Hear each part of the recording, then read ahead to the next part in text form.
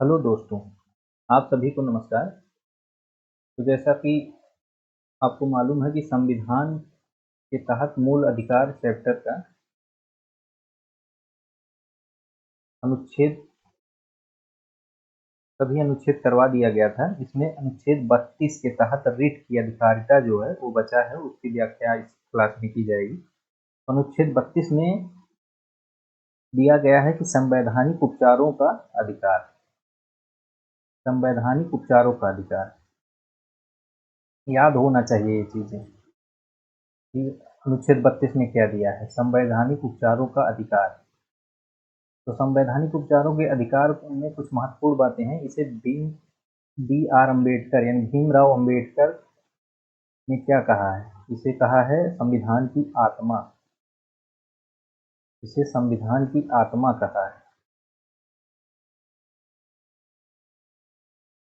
उनका मानना था कि एक अनुच्छेद जिसके बिना संविधान अर्थविहीन है। अगर ये अनुच्छेद नहीं होता तो संविधान को अर्थविहीन बता रहे थे, क्योंकि यही अनुच्छेद है जो अन्य मूल अधिकार हैं उनको न्यायालय द्वारा परिवर्तनीय कराने की शक्ति रखता है। तो अनुच्छेद 32 है, मूल अधिकारों के संरक्षण का अधिकार स्वयं में ही मूल अधिकार है, यानी ये भी मूल अधिकार है। ये मूल अधिकारों के संरक्षण का अधिकार प्रदान करता है। और सुप्रीम कोर्ट, अब इसके आगे क्या है? सुप्रीम कोर्ट अनुच्छेद 32 के तहत और हाई कोर्ट अनुच्छेद 226 के तहत इनको रिट जारी करने का अधिकार प्रदान करते हैं, इस अनुच्छेद 32 और उन 226 के तहत। तो ये जो रिट मूल अधिकार को लागू करने के लिए ये जो रिट जारी कर किया जाता है हाई कोर्ट और सुप्रीम कोर्ट द्वारा, कौन कौन से रिट हैं? तो रिट में नया पेज में दे रहा हूँ। रिट जारी करने की शक्ति जो है, ये रिट में पहली रिट है बंदी प्रत्यक्षीकरण। बंदी प्रत्यक्षीकरण रिट का नाम याद होना चाहिए। इसे इंग्लिश भी इसका याद होना चाहिए। इसे हैबियस कॉर्पस कहते हैं। बंदी प्रत्यक्षीकरण क्या है? सशरीर उपस्थिति, यानी कोई व्यक्ति जब अपने शरीर के साथ मतलब न्यायालय के समक्ष उपस्थित होता है तो उसे बंदी प्रत्यक्षीकरण कहते हैं। प्रत्यक्षीकरण मतलब किसी के सामने आना, तो सशरीर उपस्थिति इसका अर्थ होता है। इसमें जब कोई राज्य या व्यक्ति किसी को हिरासत में रखता है तब न्यायालय उसे आदेश देता है कि व्यक्ति को सशरीर उसके समक्ष उपस्थित किया जाए। अगर उसके हिरासत को न्यायालय अवैध करार देगा तो उसे तुरंत रिहा करना पड़ेगा। बंदी प्रत्यक्षीकरण व्यक्ति को व्यक्तिगत स्वतंत्रता प्रदान करता है। व्यक्तिगत स्वतंत्रता प्रदान करता है। ये सीधे क्वेश्चन पूछा था, पिछली क्लास में आप लोग को बताया भी है। फिर दूसरा जो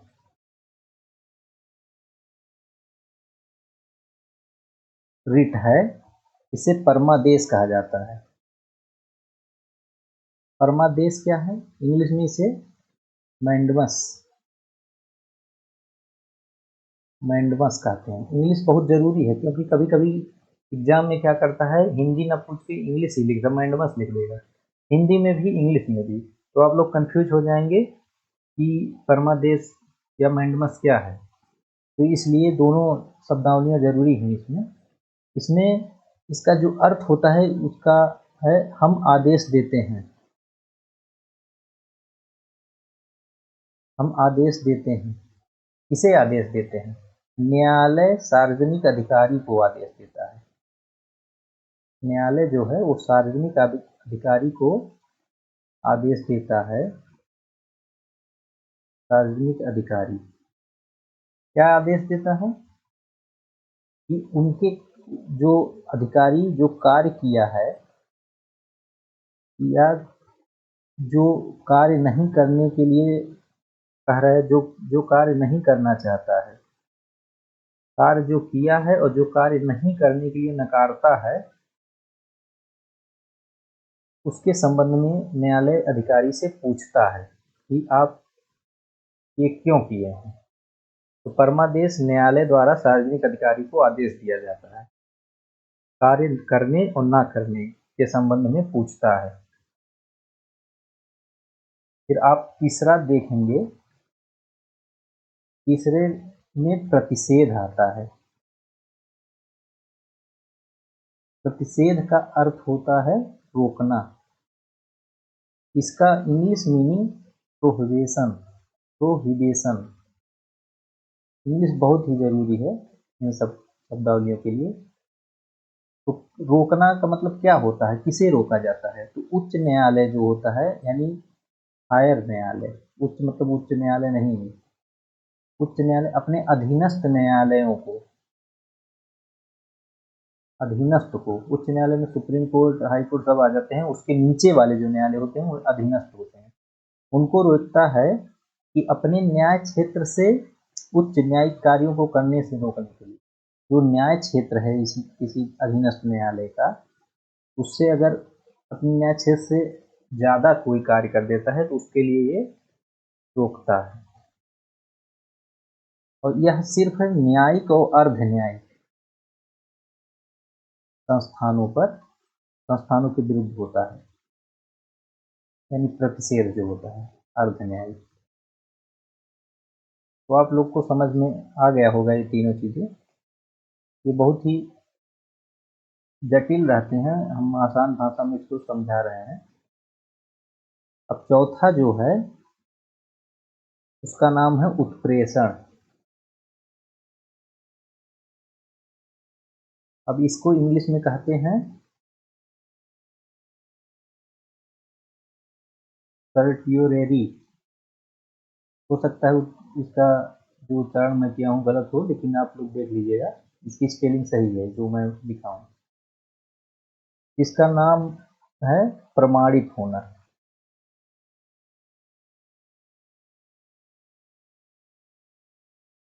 तो क्या होता है प्रमाणित होना या सूचना देना? इसमें उत्प्रेषण में क्या होता है कि उच्च न्यायालय द्वारा अपने अधीनस्थ न्यायालय को कहा जाता है, उच्च न्यायालय, उच्च न्यायालय मतलब हाई कोर्ट नहीं, हायर न्यायालय जो मतलब अपने से नीचे न्यायालय, अधीनस्थ न्यायालय को कहा जाता है कि जो लंबित मामले हैं वो इनके पास स्थानांतरण कर दिया जाए, यानी ऊपर भेज दिया जाए, और अधीनस्थ न्यायालय से ऊपर चला जाए लंबित मामला। फिर ये भी कहा जाता है इसमें कि अधीनस्थ न्यायालय अपने अधिकार क्षेत्र में रहकर कार्य करे, क्षेत्र में कार्य करे। तो उत्प्रेषण दो चीजें बताता है। फिर पांचवा और अंतिम है अधिकार परीक्षा। अधिकार परीक्षा इसे इंग्लिश में कहा जाता है वारंटो।